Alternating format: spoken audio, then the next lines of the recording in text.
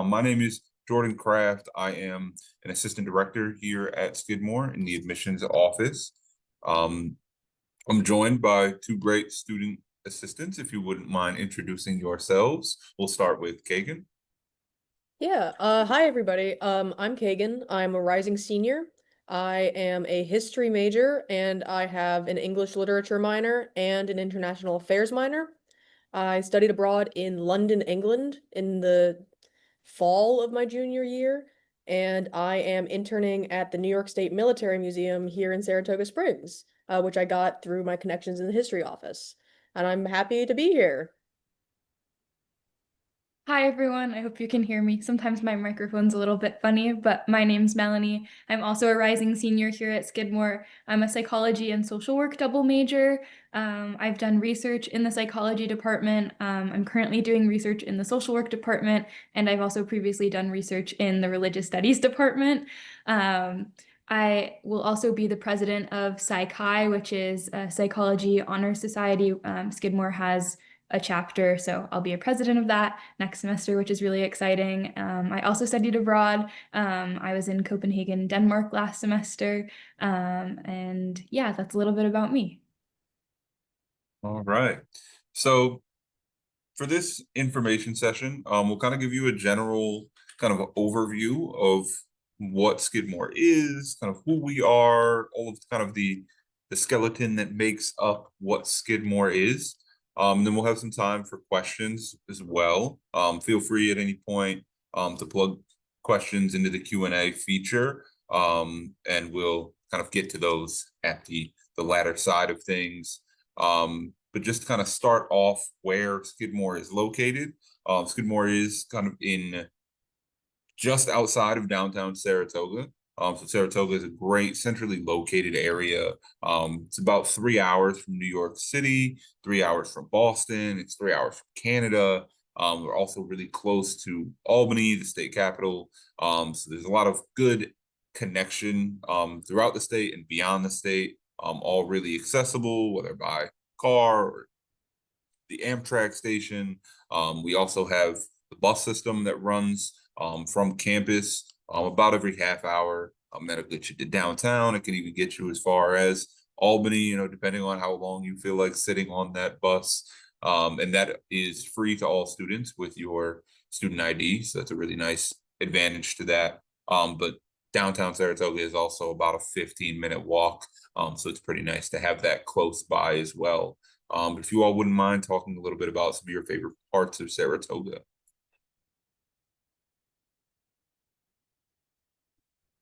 Sorry, it's the Zoom awkwardness. I did not miss this from high school. So my favorite part I think about Saratoga Springs generally is just it's really beautiful out here. I grew up in New York City and it is very gray. I personally think New York City is beautiful in its own way. However, Saratoga Springs, you have the Adirondack Mountains like 15 minutes away. And not only that, like I don't own a car. We have the Northwoods, which are right on campus, which are owned by the college, and you can go there, you can take a walk during midterms during the winter. I went out there with my friend in the snow in practically a blizzard, and I just went in there and like screamed. I think I scared the pants off of somebody, but it was really fun and just really nice.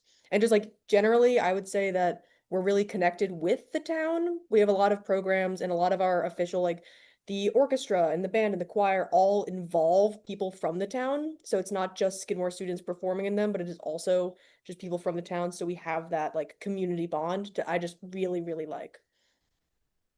Yeah, to add on to what Kagan was saying about that like community feeling, Skidmore is very much embedded in the Saratoga community. They're very much intertwined. There's some really fun events that happen downtown, about 10-minute walk from campus. One of my favorites being Chowder Fest, where pretty much every restaurant on that main strip will set out a table and they'll sell like a 2-ounce cup of chowder or whatever they deem to be chowder. So Ben and Jerry's will do fish food ice cream. And it's just a fun time to like enjoy a very cold winter day. It's usually like the weekend after the Super Bowl, with some of your friends and everyone downtown. It's just really cute and really fun. That also brings me to food downtown just being really good. People usually ask on a tour, you know, what's your favorite thing to do downtown, as Jordan just said. Now, I love to eat. There are a really good, diverse range of restaurants downtown. My dad, I'm kind of convinced, only comes to visit me for a specific taco restaurant in town.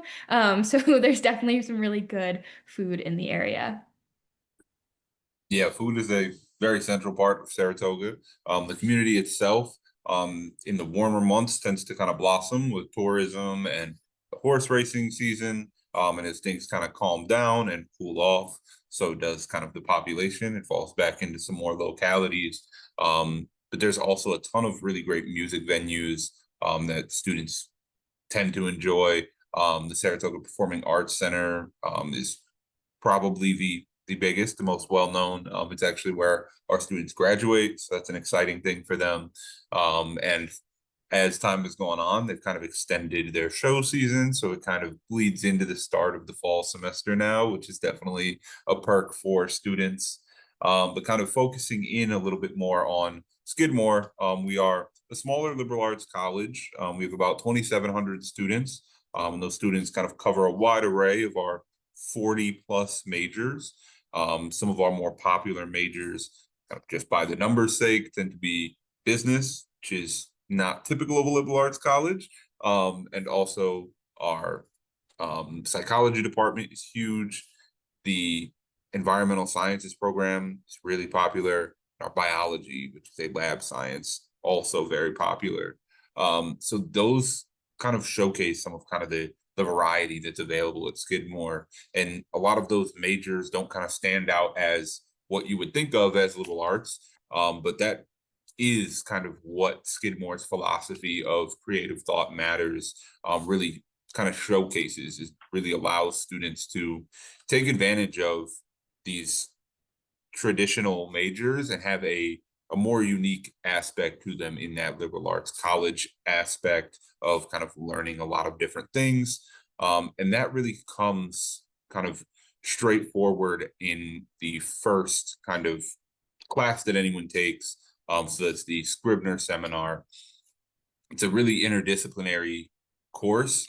This course is taught by a professor, but it may not necessarily be the kind of direct translation of what they specialize in. It's more of a passion project for that professor. It kind of covers a wide array of topics. Students will get a long list of about 40 or 50 different sections with names and descriptions. And they'll pick the class based on that. And those classes are capped at 16 first-year students. So that's our average class size kind of across campus is 16. And we do have an 8-to-1 student to faculty ratio. So it really leads to those kind of close-knit relationships. And that starts in that first class.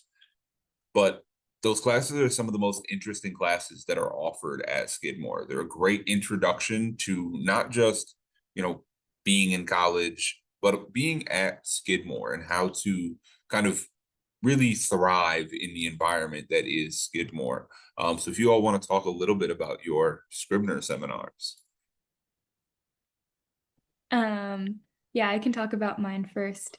I was in one called Mapping the Social World. So this was technically taught by a sociology professor, but again, as Jordan said, these classes are very interdisciplinary, so it wasn't straight sociology by any means. We also had a bit of geographic information systems lab programming tossed in there. It's a really cool resource we have in our library, but essentially we went out in Saratoga and on Skidmore's campus, and we mapped data of our choosing. So some people mapped like where they saw cute squirrels, other people where they saw, you know, the best bathrooms. It was just a fun project to get familiar with this programming. And we created maps. We did mental maps, we did physical maps to scale with that programming. We also read a book about the cholera outbreak in the 1840s to just get a sense of like what map making was like before we had the technology that we have today. But as I previously mentioned, I'm a psychology and social work major, and I had always intended on that, and I actually stuck with it. And so I just took the class because I thought it sounded interesting. And you very much can do something like that. You can take a class that's not necessarily aligned with your major's interests, but still is interesting to you. And you can follow through with that and have a really great time. That class is also really great for like setting a social foundation for you. So you go through like orientation weekend before classes start with that group of students. So those are the first people that you're meeting. It's actually where I made my first friend here at Skidmore. During that orientation programming, we stood in a circle to get to know each other. The person next to me said, "Hi, I'm Addie. Do you want to be friends?" We're still friends. We're housemates. It worked out really well for me. So highly recommend just approaching people and saying, "Hi, I'm blank. Want to be friends." It works out sometimes. And that's really just like, I think sums up Skidmore's like culture really well, is that people are very friendly here. And you can simply walk up to people and be like, "Want to be friends?" And sometimes it works. But yeah, I'll stop going on my tangent so Kagan can get a word in. You're completely fine, don't worry about it. The Scribner seminar I was in was Japanese popular culture. And I took it because I realized that I didn't really know much about the history of Japan, and I thought I was like, this is a class I would never be able to take in high school. Because in like my high school, things like popular media were not taken seriously, nor like looked at in like a greater sense of what they could mean. And so for me, I took that class. We talked about the history of Japan, and we focused a lot about the history of Pokemon specifically, and how it started, like how it started in Japan, what that was, and then how it was introduced to the US, and how it like has made Japanese media, specifically like Pokemon, like this mass media mogul. And like we talked about the economics of it, we talked about international relations that were caused from it, and it was genuinely just really, really cool. We also learned how to like make websites for each of our assignments, which was really fun. But my favorite thing about this class, and kind of just a really cool thing that Skidmore does in general, is there was one day during finals week, where my professor walked into the class and he said, "You all look really tired and stressed out." And we said, "Yeah, yes, Professor Tamagawa, we are." And he said, "Great, we're gonna do origami today." And then he turned off the lights, put on on the big screen just how to do like make a frog, and that's all we did for that entire class. And it's just like I think Skidmore has this really fun thing, which is making sure that you are a person and not just an academic student. They want you to have time to do other things other than just studying. And I feel like that was what he was doing there, of partially just seeing that we were stressed, and also just you needed some time to relax. And I think that was just one of the coolest things about that seminar, is just how he wanted us to be people and not just in his class, if that makes sense. All right. So both of you touched on something that I hadn't already hit on. So all students coming into Skidmore come in undeclared, undecided as far as a major. If that's, that kind of lends itself to allowing students to take those classes that they are just kind of interested in, just to kind of get a feel for things without feeling the pressure of, am I taking everything that kind of aligns to my specific major that I've already decided on? And you don't have to decide on that major until second semester, your sophomore year. So you really have a lot of time to kind of explore that path, and you can kind of set out on it as you see fit. Your advisor, who will be the first kind of professor you have in that Scribner seminar, they're great about kind of helping students navigate this. And you can stick with that advisor if you do plan to kind of go down their route, or you can kind of switch to somebody who's in the department that you're kind of more leaning towards, and that's also a pretty easy transition. And that's something that Skidmore really kind of focuses on, is allowing students to kind of have those transitions and kind of have kind of this control of the reins when it comes to your academic journey. And another way that that shows up is through study abroad. A lot of times students are worried about study abroad because they're not sure if they can within their major, and, in their plan, But Skidmore does a great job of making sure that any student that wants to study abroad can study abroad. And that's kind of the it's kind of the same for all aspects of campus. If you want to kind of do something, you can do that. If that's research, if that's studying abroad, if that's kind of being involved all around campus, all of those things are kind of available to you at your fingertips. But if you both wouldn't mind talking a little bit about your study abroad experiences and what that was like.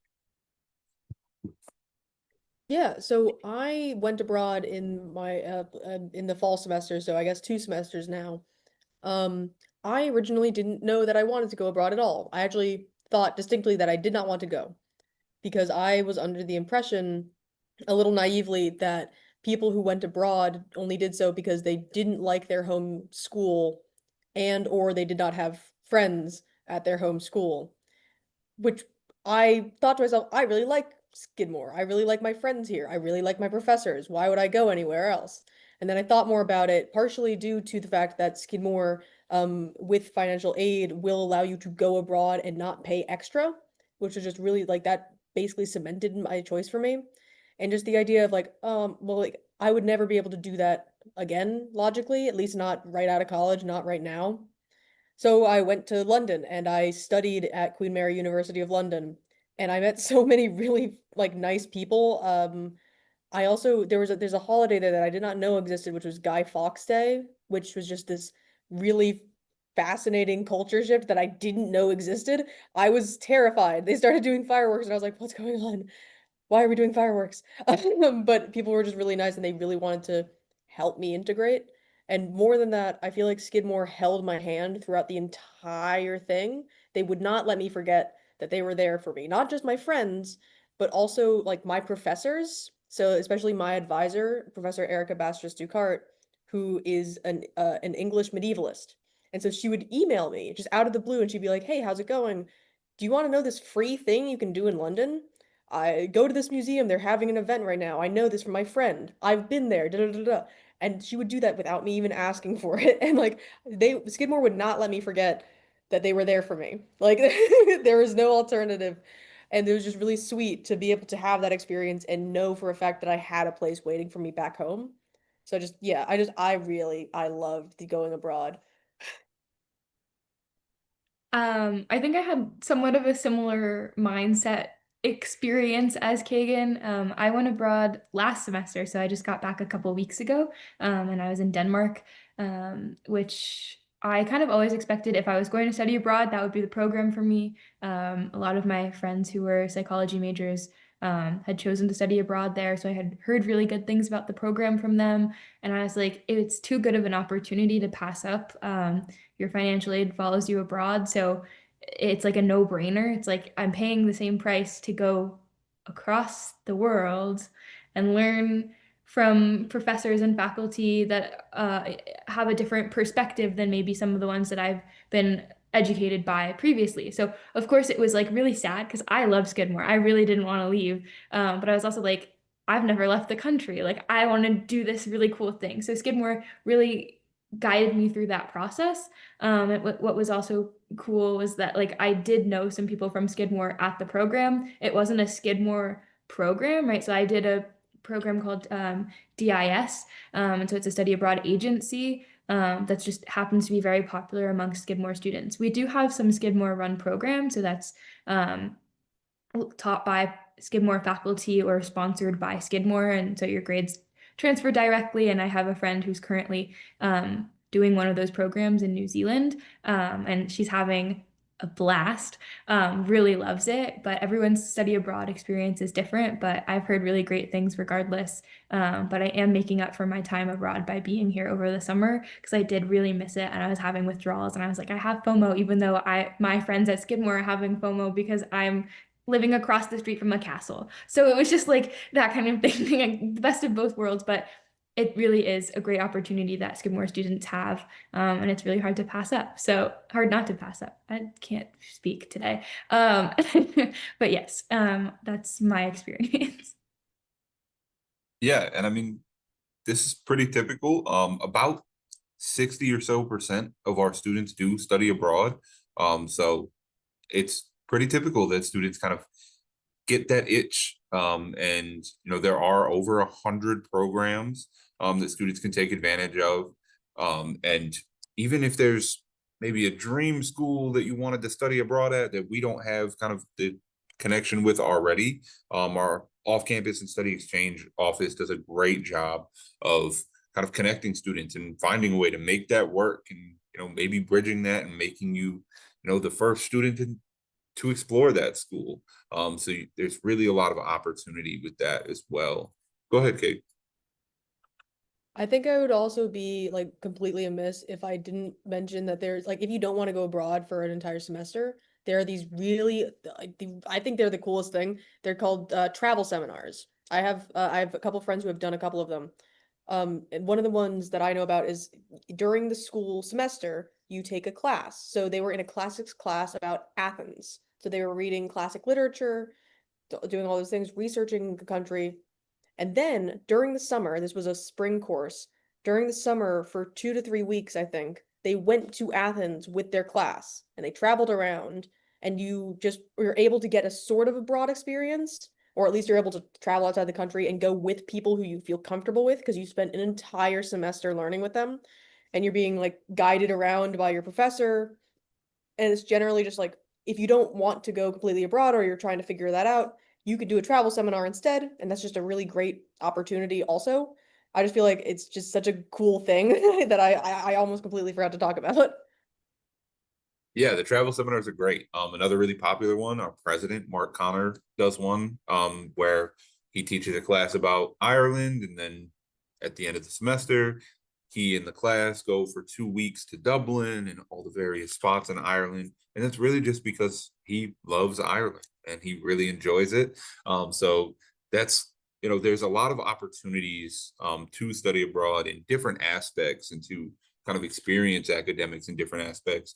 Kind of on the flip side of the travel seminar, as far as, if you're not too sure about studying abroad, if you are gung ho, fully locked in on study abroad, um, we also offer a really unique first year program where students spend their first semester in London. So it's a fully opt-in program. It's not that there's not enough space in Saratoga for them, but about 30 to 40 students will go together for their first semester in London. They'll be with two Skidmore professors. They'll take classes there. They'll live there. They'll travel there. And then they'll come back in the spring. And a lot of those students then end up going on to study abroad again because they kind of got that itch, and they really kind of got into it, and they have that opportunity. It's not an exclusionary program in any way, but students love that program and they always really rave about that. And Skidmore does a good job of transitioning those students into campus culture and the campus community as a whole. That kind of segues into my next point of the Skidmore community, because we are more than just the classes that we're offering. The community at Skidmore is really robust, very diverse, very welcoming and inviting. One really unique thing as far as a college community goes, Skidmore does not have any Greek life, so there's no fraternities, no sororities, and that is often a plus for our students. It really does kind of aid in that campus culture of inclusivity. We have over 120 student organizations. There's something going on at all times. There's something for everyone in every interest. If you're interested in something, there's a good chance there's a club already existing for it. And if there isn't a club, you're really encouraged to kind of create those clubs. A lot of times students will find that they're not actually starting a club from scratch. They're actually reviving one from decades prior. And then they can kind of see where it left off and pick up the baton from there. But also students do enjoy kind of starting things from the ground up and writing a constitution, and then kind of when they graduate, seeing what comes of that club when they return to Saratoga and to Skidmore. But I know you both are really involved on campus. If you want to talk about some of your community involvements and your organizations. I can start. Yeah, I've had Varying involvements throughout my time. Some years I'm more involved in things than others. My first year here, I went to the club fair that like first week of the semester where every club in existence is has a table and is yelling at you and throwing candy and playing music and celebrating what they have to offer. And I signed up for like 12 different clubs, was on a billion different email lists, and was like, I can't possibly go to all of these things. So I would just pick and choose every week which thing I would decide to go to. I'm currently a part-time member of the Random Acts of Craft Club. I go when I feel like I like the craft. So Bob Ross paint nights are my night. They can expect to see me there. But when they're doing like perler beads, maybe I'm not there. And that's fine. They don't hold it against me. They're just happy that I'm there when I feel like going. I was the president of a club for a little bit. We basically just made bread. And then I went abroad. So who knows? We might not revive ourselves next year. I might let someone in the future hold that responsibility just because my senior year seems to be a little bit heavy with some of my other like internship opportunities that I'm focusing on instead. But I also find those to be like extracurricular things that I'm involved in. So I've had a placement. Last summer, I did an internship at a care management agency through the social work department. And that was a really great opportunity. I got to go on like home visits with the care manager that was supervising me. I got to really feel engaged with the local community and felt like I was supporting them in the needs that they had, which was really great. Some other smaller ways that I feel like I'm involved specifically on our campus is I really like being a friend to people. It's really fun to be like, oh wow, my friends are really cool people and they do really awesome things, and I'm gonna go watch them. Like my friends, I am the mom of the friend group. I will go to every single performance. My friend played the French horn for 2 years here. I went to every concert. They were in the band, the orchestra, and the small brass ensemble, and I was there. I sat on a radiator once because there wasn't any space left. I was there. I love my friends. One of my friends is a dance major. I go and I watch all of her performances. I was sick once. That didn't stop me. I watched it on Zoom. Okay, I didn't get anyone else sick. I just watched it on Zoom. But still, I love supporting my friends. It's really fun. My friends support me in what I do. I support them in what they do. It's a great time. Love Skidmore. Anyway, Kagan's got some cool stories about their friends too, with the dogs. Love that one. Great transition. So I'm part of a lot of clubs on campus, and I also love my friends a lot. Um, one of the dog one, one of the coolest clubs I think on campus was started by my friend Sophie 2 years ago by now, I think. My flatmate is over there staring at me because he also knows this. I'm on a meeting. Okay, so Sophie Sophie was involved in this program that helped to train guide dogs. To train like different service dogs. And so she was fostering a service dog puppy to train it to be social, to do all these things, to come, to sit, to do all like yeah. And she went around and she got a bunch of signatures, and it ended up becoming a club, T-Reds Raising Pups. And so basically now it's grown so much. Every semester it grows a little bit more. So this semester we had, I think, five-ish service dog puppies like roaming around with their owners, with their foster owners. And all like it essentially means that like every start of the semester you if you sign up and you are accepted, you get this like little puppy, you get a little vest, and you are training it, so you're teaching it like sit, all of those things, but you're also taking it to class with you, taking it to the dining hall, living with the dog, and you're essentially socializing it and learning how to make it like not confused in public situations. And then at the end, they graduate, and you get little updates on where they head. So the only dog that I know that did not graduate, his name was Paul. He was a yellow lab, and he was too nice, apparently. He was too friendly, and oh, sorry, I don't know what that was. He was too friendly, and he is now, I think, a therapy dog. So it's just nice to get those updates. Otherwise, I think otherwise I'm a part of the tabletop club, which is Dungeons and Dragons, other tabletop games, and also board games. During the semester this year, we actually had an event at the inn, which is right next to campus. So what we did was we all dressed up in costumes, we had free food, hooray, and we planned a murder mystery. So we had an entire script for like NPC characters who I played one of those. And we had to go and quote unquote kill the president of our like club. He was playing a king at the time. And it was just this really like funny thing that we just were able to do. And so many people, one of the thing I think the coolest things about the clubs is that it is not just people in the club that can be invited to those events. So at that specific event, the murder mystery, we had I think 60-ish people participating, and more than like a third of those people were not part of the tabletop club at all. They just wanted to come, they heard about it, and they were able to go. And I feel like that's really important about Skidmore is like you don't have to be a member of a club to go to the events that they plan. And people plan a lot of events. And so it's just really, really fun to see that happen in real time. I adore the club scene on Skidmore campus. It's just really there's so much to do, and you cannot feasibly do all of it, but boy, is it fun to try. Yeah, as Kagan mentioned, there is quite a lot that goes on campus. We have, as I mentioned, about 2,700 students in any given academic year. There's about 3,500 events. So it is quite impossible to attend everything. But it also, there isn't a kind of expectation to attend everything. Nobody's kind of expecting you to be at 6 places at once. So, you kind of have that opportunity to pick and choose the things that you're interested in. I did see one kind of question kind of relating to this. Student asked about the male to female ratio. So I believe that we're about 40% male to 60% female, and about 3% students identifying as non-binary, kind of included in that.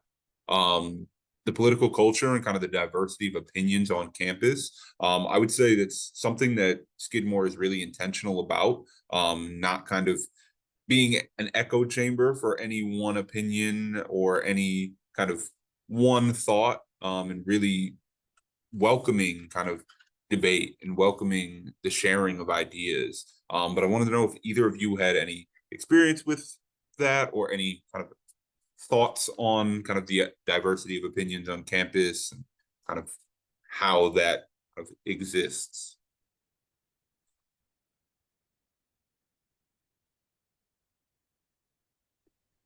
I mean, I think what Jordan was saying does sum it up pretty well. I will say that I think that we're a very inclusive space for people to feel comfortable identifying the way that they do. And so I think that that just tends to lean in a more left-leaning way when we're talking about politics. I think there is space on this campus for people to believe what they believe, but when it comes down to it, most people on this campus are very supportive of people and human rights. At its core, that is what I think brings a lot of Skidmore students together. But when it comes to some of the larger political things that are happening in the world right now, there has been a lot of room for discourse in the ways that people tend to disagree without putting people down in their beliefs. There's no room for hate speech on this campus. That's where there's a line drawn for what is not tolerated. But at the end of the day, there's room for people to hold the beliefs that they do in a way that is safe for everybody. That's how I would describe it. Yeah, I also feel like I completely agree, and I feel like the way that Skidmore handles things largely is it fosters an environment of communication, of conversation.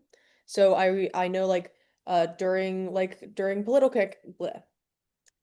political campaigns, and during the election season, there were a lot of events held on campus to discuss that, to discuss what all of these things mean, how like there was one professor who was talking specifically about like how the electoral college works, things like that, to ensure an environment of education rather than just strictly opinion, which I think is really interesting. I would agree that we are more of a left-leaning campus, but it's not exclusionary, I think would be the right way to say it. Um, it's just more the like how the liberal arts campus works in, or at least in our sense it does. But I would say there's still that room, that fostering of communication. And if you don't understand something, like the encouragement to ask about it, but to ask respectfully. Which is just like I think fostering an environment of respect is a pretty big deal, especially like in the past couple of years. So that's what I would say about it. All right. Yeah, I mean, I think yeah, that sums it up really well in terms of, you know, fostering this sense of community and communication, while also really leaning on the fact that we're an educational institution, so it should be a place of learning as well. And you know, beyond kind of the student organizations aspect of community is the kind of living on campus aspect of it all. And about 90% of our students do live on campus. The kind of percentage that doesn't, that includes student athletes often kind of get together in a large group and they'll want to live off campus. Our commuter students of course are commuting. And then we also have some larger kind of friend groups that tend to just be too big for a dorm situation. So the majority of students do live on campus, and housing is guaranteed for all 4 years. So I think that plays a large part in it because why wouldn't you want the guaranteed aspect of it? And it's also, you know, being able to be so connected to this community. So would you both like to talk about what it's like living on campus and you know your experience with that? Um, yeah. I think Kagan and I have a slightly different perspective. Just our class year, the way that our first year housing worked is different than it currently works. We were kind of used as like a trial run for um, picking our own roommates. And after that one and only year, the school decided that it works out better to do the random selection algorithm questionnaire situation. They had a higher um, lack of success in triple pairings and roommate pairings than they did if they just allowed the algorithm to do its job. That's what happens when you allow 17 and 18-year-olds to pick their own roommates. They pick who they'd rather be friends with than who they'd be compatible living with. I can't speak to what that algorithm is like because I did pick my roommates. But I can talk about what it was like to live as a person in a triple, because that is the typical experience of our first year students. About most of them are in triples at this point. It's a really great way of learning how to communicate with people, and learning how to set boundaries with people. So it was definitely a learning experience. I had my own room for like a decade at that point, and so it was just like taught me how to like interact with people my own age and be like, hey, I need space, can I have the room at this point? And we figured out a balance and it was great, but it also allowed me to kind of have like built-in friends who like that first week of school I was like, oh, I don't know anyone except for you guys yet, so we would eat meals together and I felt more situated in that way. My sophomore year I really loved both of my first year roommates. One of them decided they wanted to move into a single, so she did. And the other one was like, I don't want to live alone. And I said, great, I don't either. And so we moved into a double, and that was great. And then last year, I lived in an on campus apartment, which I'm currently in one right now, which you don't get to see on the tours. So I'll just kind of give you like a 360 of my living room. But like it's really nice. It's a 4-bedroom apartment. We each have our own single bedroom, with a full-size bed, full-fledged kitchen, dishwasher, everything. It's really nice. So we do have those kind of opportunities for feeling a little bit more independent on campus, but you're still on campus. So you're not far removed from anything. You're guaranteed that housing. You don't have to deal with that big housing search in an expensive area. This is really just like the most ideal situation. And this is literally the best housing situation I've ever had in my life. Like this apartment is nicer than my apartment that I have with my parents at home. I'm not lying to you. This is bigger. This is nicer, more renovated. It's really great. So yeah, but I'll let Kagan talk about their experience. Yeah, I also same year, so slightly different way of doing it. I still filled out the form, the thing. So it's the form is usually Like, are you a messy person? Are you a clean person? Do you want your room to be like the hotspot for parties? Or do you want it to be quieter? Things like that. You can also apply for specialty housing. So there are a variety of different specialty housing. There's the substance-free floor, there is the women's only floor, there's a co-ed floor, international floor, the PRISM floor, which is LGBTQ plus individuals. And to get into those, you just have to you have to click on it on the form, and then you have to just explain, I think in like 2 to 3 sentences, why, and then most likely you will get it. So I was in one of those spaces, and I was in a double with someone who I would still consider one of my best friends. She's fantastic. I'm in an apartment right now also, and it is so great. We moved things around in ours. This is weird. We moved things around in ours. So you're sitting in front of your window on the couch. So we went crazy for an afternoon. And so we moved our couch and everything over there so that we made a conversation pit. And so it's just this really interesting thing. But the apartments are just really nice. You can start living in them in your junior or senior year. You can choose to live off campus in your sophomore year though. I have a friend over there who did just that. And yeah, I like the housing scene real like a lot.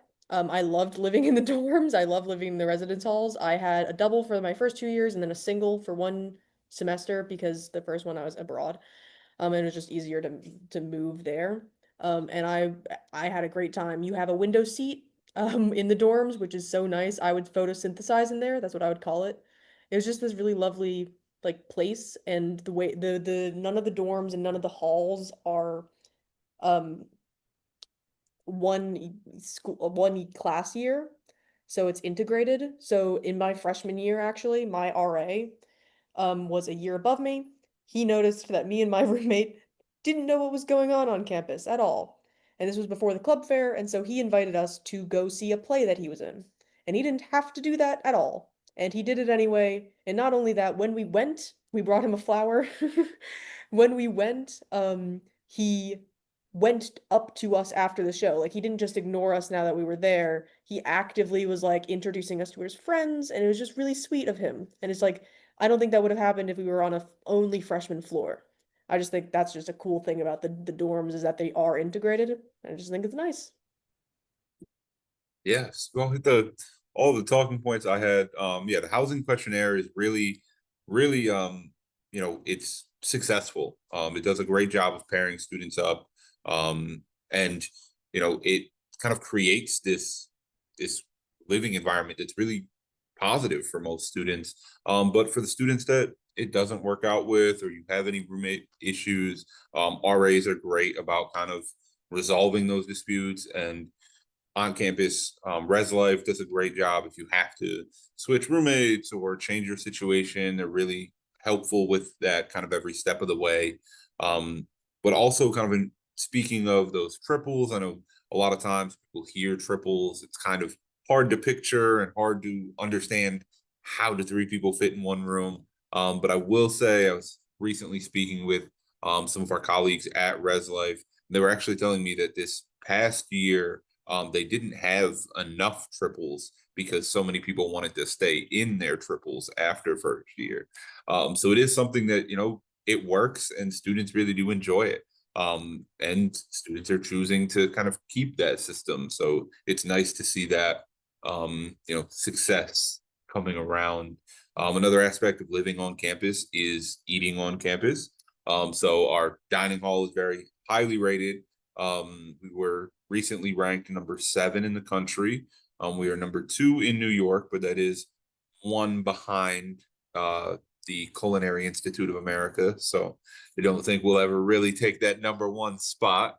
But the food on campus is great. You'll see a lot of faculty and staff, myself included, eating in the dining halls. They do a great job of catering to a lot of different dietary restrictions and allergies. They have a great section called -9 that has kind of the 9 most common allergens that they cook without those entirely. So there's always something, for everyone in that dining hall. And there's also the Burgess Cafe, it's a coffee shop on campus, a spa, which is another kind of not the same style of dining hall, but another cafeteria type spot on campus that does a lot of great daily specials and weekly specials. They're all also really great social spots on campus for students. So they're really receptive to feedback. They listen to students and what students want, and I think that's something that's really valued here on campus. And beyond kind of the community and the academics are the athletics on campus. So we are a Division III school. We compete in the Liberty League, and we have 19 varsity sports. But then we also have club and intramural sports as well. That kind of go with the seasons. So we have really at any level, if you're interested in just learning about a sport, or you're looking for a level of competition similar to when you were in high school, you can kind of be met where you're at with a lot of that, similar to the clubs as we mentioned. But all of those aspects work together to kind of create what is Skidmore and kind of what the heartbeat of Skidmore is. And what they kind of do well is nothing is really overbearing on one another. It's not all academics or all student orgs or all athletics. It really is a good blend of everything that kind of creates this campus culture that we've touched on a few times. And I've stolen kind of this tidbit from Mark Connor. As far as one question we're always asked is, what does the typical Skidmore student look like? And he's kind of summed it up well in saying that the average Skidmore student there is no average student. There's as many types of Skidmore students as there are Skidmore students. And I think that's really true. All of our students, are involved on campus and doing a lot of great things, but they're all uniquely involved. And I really appreciate that about our students. But that's kind of our general overview. So we have some questions, and feel free to shout any more in. We have a little bit of time for some questions. But the first question I see here is, what advice would you all give to a student during their application process? I'll give my spiel after, but what do you all kind of have as far as advice for the application process? I know that it's been a while since Kagan and I have done this. It's been about 4 years. So, but we've been in your shoes. We know what it's like. We know that it's stressful. We've been there. We get it. I promise. I know that we're in an easier position now than you are right now. It feels like a lot, and we're very far removed from it. But being authentic to yourself, I think, is the best thing that you can do, regardless of what school you're applying to. There's a lot that you can do in your application that shows what you're like academically and what you do extracurricularly, but your personal statement is really the time for you to talk, to fill those gaps and show you as a person and what your personality is like and who you are. So take that opportunity, use those 650 words and talk about yourself, hype yourself up. We want to know what you're like outside of your academics and your extracurriculars, or what makes you you. And so, like, I know that I did that, and I've been told that that's a really good thing to do. And I think it's just also, it's easy to talk about yourself. It should feel easy to talk about what you like doing, or who you feel like you are, or who you want to be. So that's, I think, yeah, my piece of advice. I'd say the biggest thing that I could say generally that I've heard different people talking about who are in the admissions process, specifically like Darren. Darren has a great like bit on this, um, which is that usually what is being looked for is a variety. It's not specifically who has the best GPA or who like did the best on like different scores or tests or whatnot. It is showing that you do a variety of things and that you are trying different things. So like for instance, I like I wrote my college essay. I was debating on this for ages, and I'm sure you all understand this. It is weird because you're trying to express something about yourself that's so interesting and so cool, but in so little words. And so I was like, man, this blows. And so I decided to write about something that I was really passionate about instead, because what I forgot and what I keep forgetting is that there are in fact prompts that you can use for your college essay. Like you don't just have to write a story about yourself. There are different like on the official website, there are different prompts for them. One of those prompts was talk about something you're interested in. And so I wrote about the psychology of horror movies because I thought it was interesting and I've always been interested in it. And that's what got me in is the fact that I did a little bit of research on it and I showed off that I genuinely was just really interested in it. It wasn't a very personal statement on it. It was just I'm really invested in this and it's showing a level of commitment, I guess, to not what's the word? Not usual academic lenses, I guess.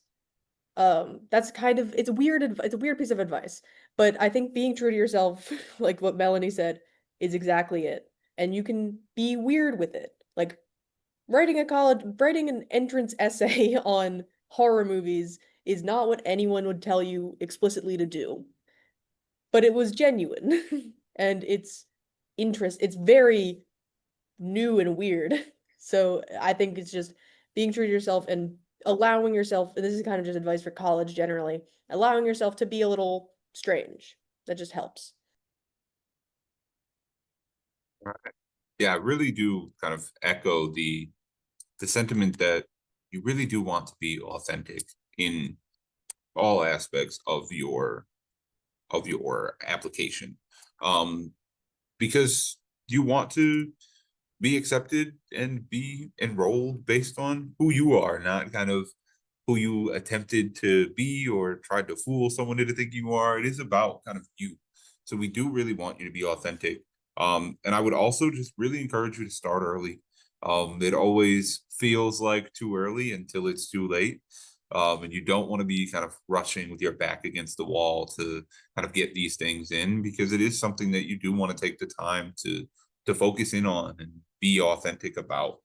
Another question for you all is kind of why did you choose Skidmore? What kind of led it to be your home away from home, and how did you come to that decision? Okay. I was very meticulous in my college search. I think more than the average 17-year-old. My high school guidance counselor was in a way appalled at how meticulous I was, just being like, you stole my job kind of thing. I chose Skidmore. It was the only option in my mind. In a very particular way. I had a checklist, and Skidmore was the only school that checked every box without adding extraneous boxes that I didn't like. So I knew that I wanted to go to a school that had a social work program. It's really hard to find that in an undergraduate institution. That is a graduate level degree. Most schools won't offer a bachelor's degree in it, but having a bachelor's degree in social work allows you to get a master's degree in 1 year after graduating instead of 2 to 3, which is how long an average master's program takes, regardless of the degree or the um, path. And so that was something that was really important to me. Financial aid was another really important factor for me. I wanted to be able to afford college. Skidmore is really good with financial aid. I know that we have a question that Jordan's answering in the chat that's about merit aid. And people get worried when we say that there's only two forms of merit aid. There's like a music scholarship and a math and science-based scholarship, and they're both highly selective. Between the two, there's usually no more than about 20 students a year that get them, and that worries people. But financial aid is a really, really strong suit of Skidmore. I'm a New York State resident. If any of you are New York State residents or familiar with the SUNY system, you know what that costs for an in-state student. I pay the same to go to Skidmore. They took a nice chunk off of it. It's a grant. It's not a scholarship.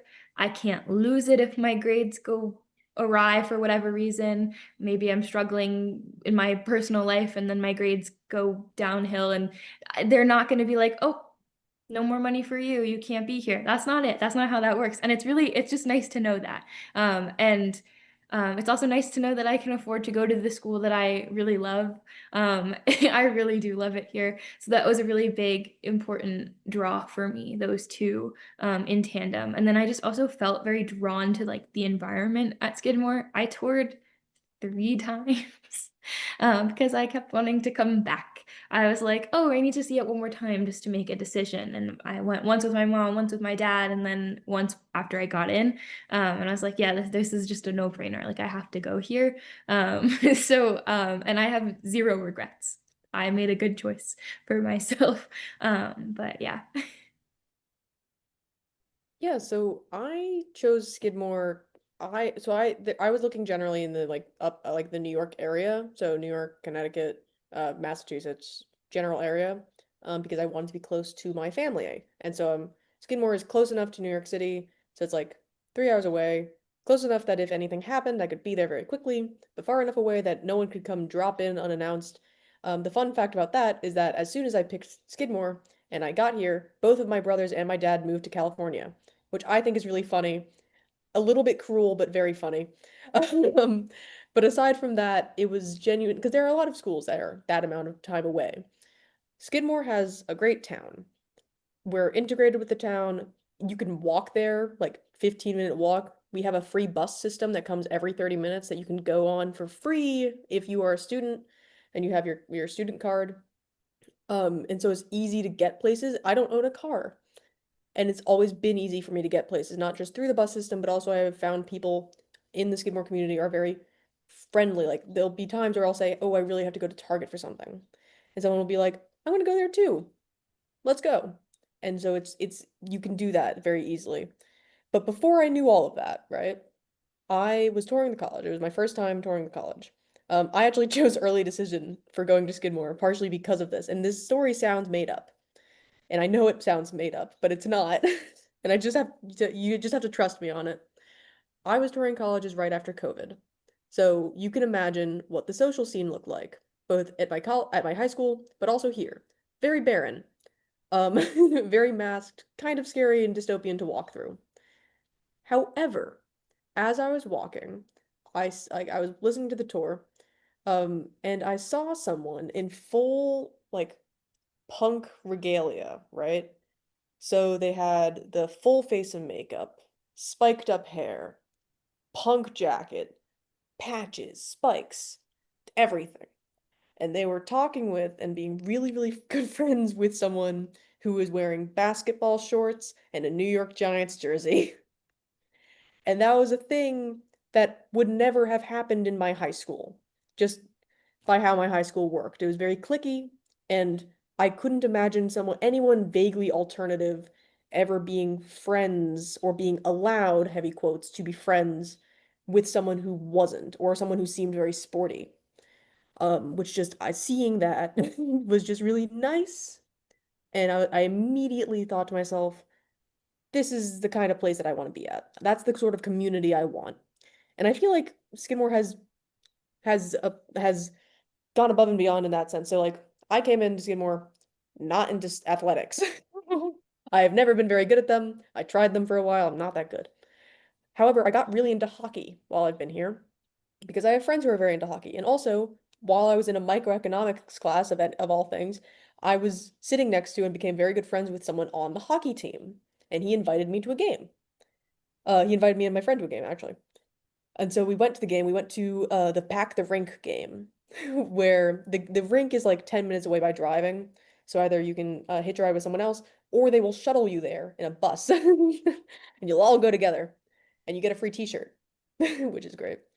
And you go there and you just cheer for your team. Granted, we did not win that time, but that is okay. The other team didn't win either. We tied.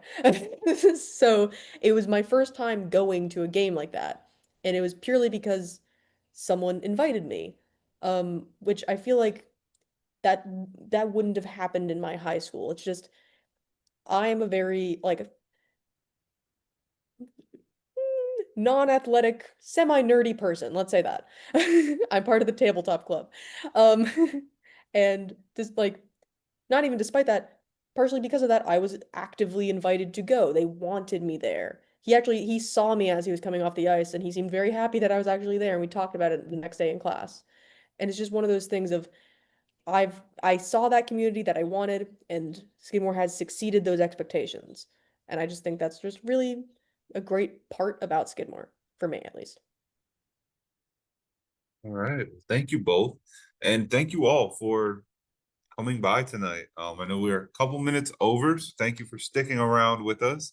If you have any other questions, feel free to reach out to us at admissions at Skidmore. And we hope to, hear from you all soon.